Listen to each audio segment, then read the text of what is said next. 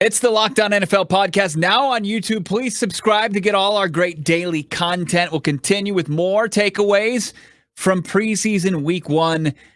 Wrap up the weekend. Lots of great games, lots of great takeaways, including did the New Orleans Saints, did they take the wrong approach in finding Drew Brees' successor after he retired this offseason? How their quarterbacks did. Ross Jackson, of course, Locked On NFL and Locked On Saints, joins us.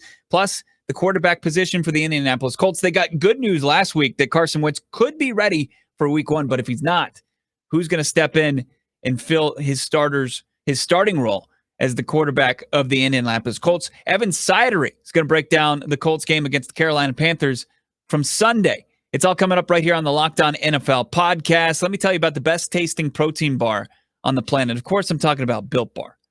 Built Bar is the best tasting protein bar. Not even close.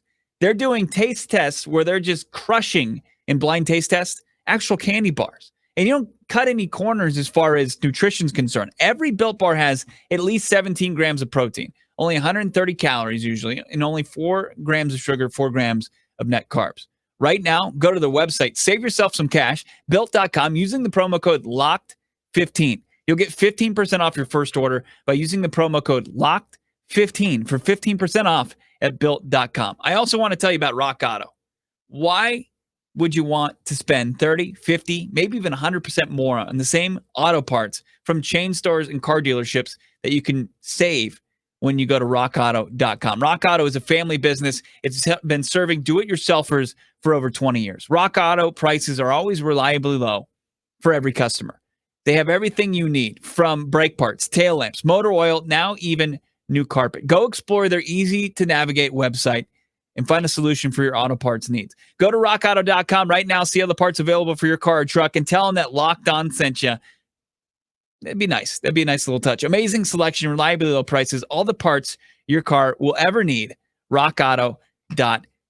Wrapping up the weekend of preseason action, and man, it was Drew Lock balling out. Denver Broncos put up 33 points on the Minnesota Vikings. Drew Lock, 151 yards in the air, 2 touchdowns. That offense goes as the third-year quarterback, or entering the third-year quarterback goes. Patrick Surtain, the rookie out of Alabama, a pick 6 in the win. Kellen Mond, not impressive. The rookie out of Texas A&M, 6 for 16, 53 yards.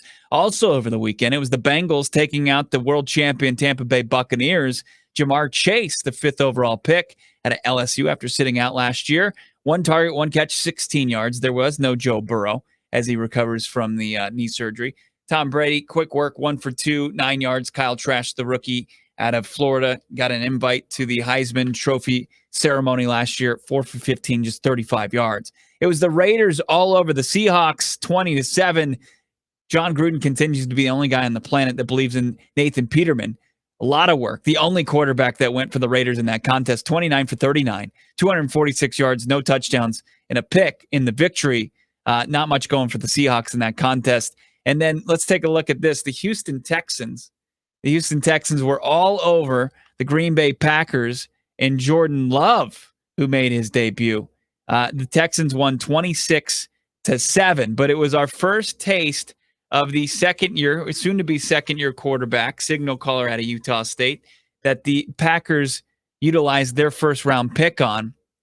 And Jordan Love in that contest was 12 of 17 for 122 yards and a touchdown. Peter Bukowski from Locked On Packers breaks down Love's debut.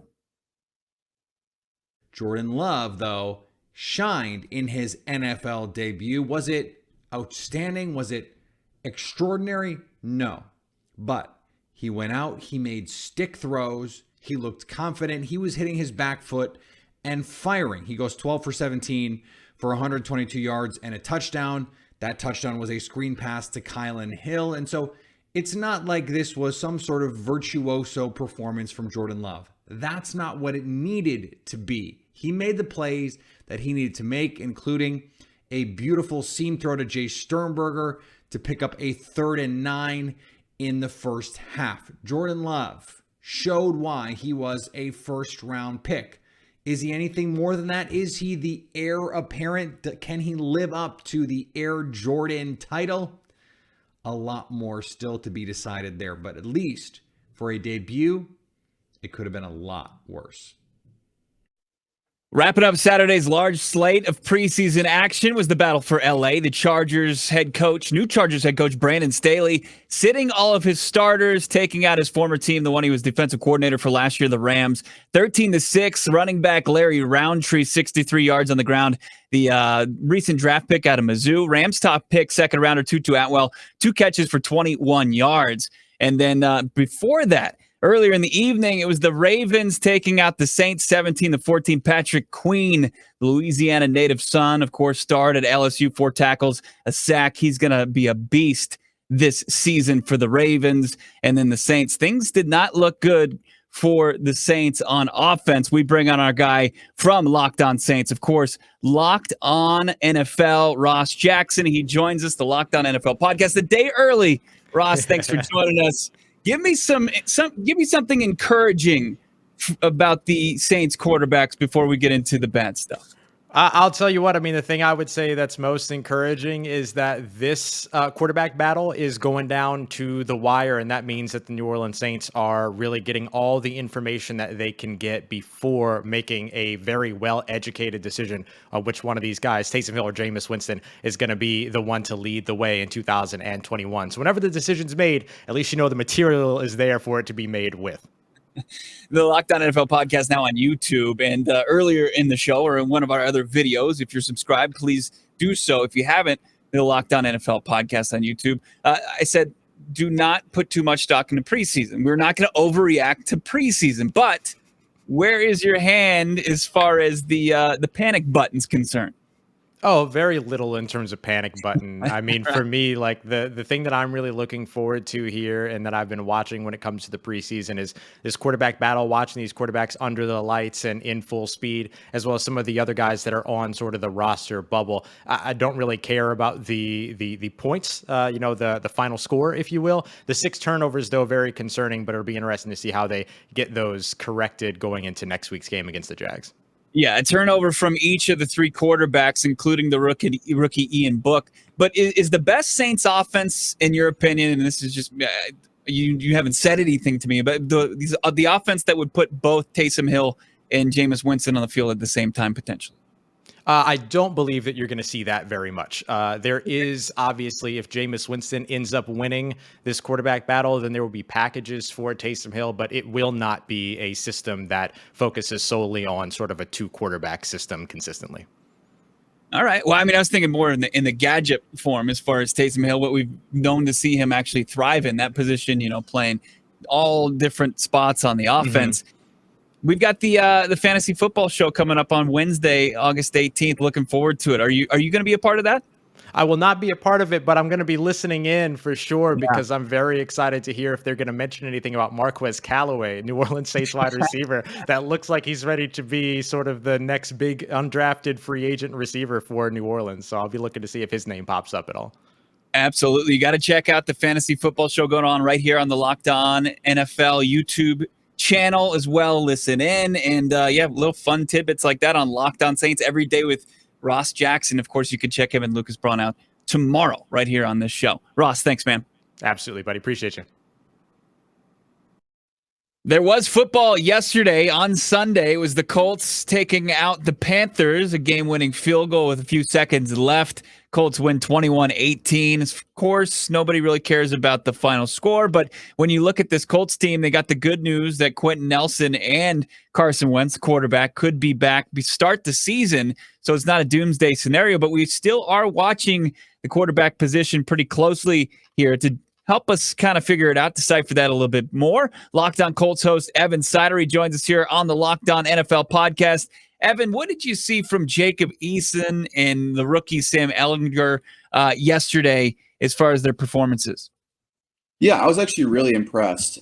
Jacob Eason played the entire first half, then Sam Ehlinger played the entire second half. So we didn't see Brett Hundley. I think at this point, I wouldn't be surprised if Hundley doesn't end up being on the roster in a couple of weeks. Just it seems like they're really focused on getting Eason and Ehlinger all these reps in the midst of this quarterback battle for the backup spot behind Carson Wentz, or like you mentioned, potentially even the start of the first week or 2 of the season. So that's definitely something to watch out for there. And Easton actually was really impressive today. He put up really good numbers. He threw for 15 of 21 for 183 yards. He was sacked a couple times, but it was mostly due to the left tackle issue that they have without Eric Fisher. Will Holden, Julian Davenport, Sam Tevye just were turnstiles. And it's not a good sign if Eric Fisher's not back week 1. So I have to imagine, honestly, that they're going to look on the outside. But Easton looked really good, even with a scattered offensive line. Sam Ehlinger had really good numbers for them. He was 10 of 15 for 155 yards, 30 yards on the ground as well. He did throw a really bad interception. He rebounded from that, led a game-winning drive.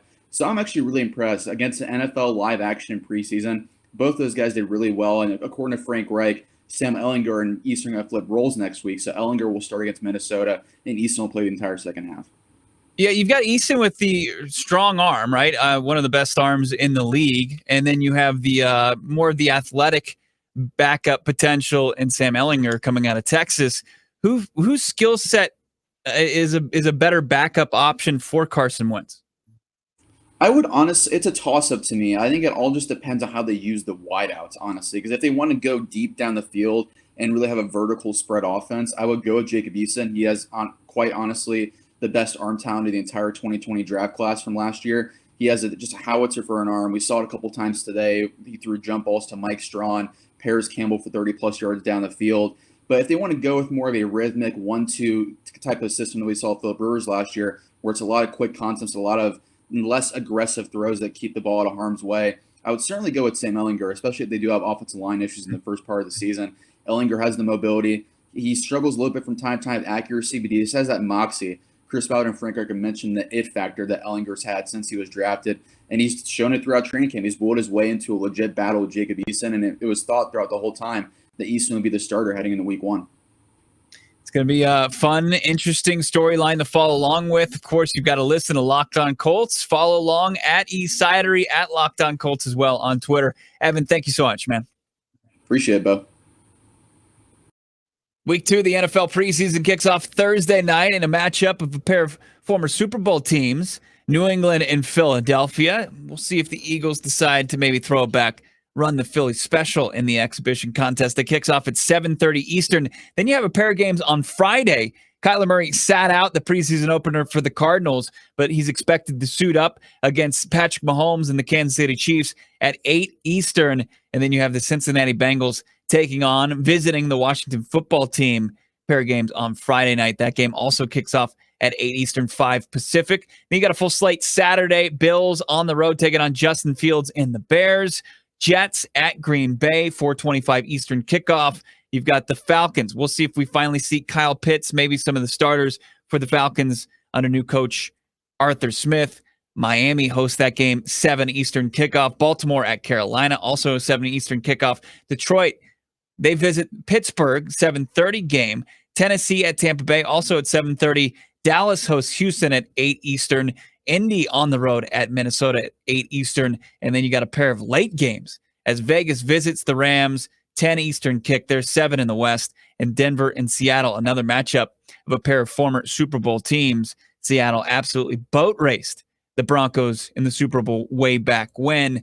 That's going to do it for me, Bo Brack, on this edition of the Locked On NFL podcast. Make sure you're following along on Twitter at Locked On Network. Also, of course, you're subscribed to our YouTube channel at Locked On NFL. Get ready for the fantasy football team. We've got our fantasy football show coming up on our YouTube channel, on our podcast, wherever you subscribe, on Wednesday night, August 18th. Tomorrow, of course, Lucas Braun, Ross Jackson, they're going to hook you up with fantasy football insight, as well as all the latest news from around the NFL, all right here on the Locked On NFL podcast. Make sure you're following me on Twitter at BOBRACK. Have a great rest of your Monday. Have a great week. I'll talk to you guys next week. Thanks for watching. Thanks for listening.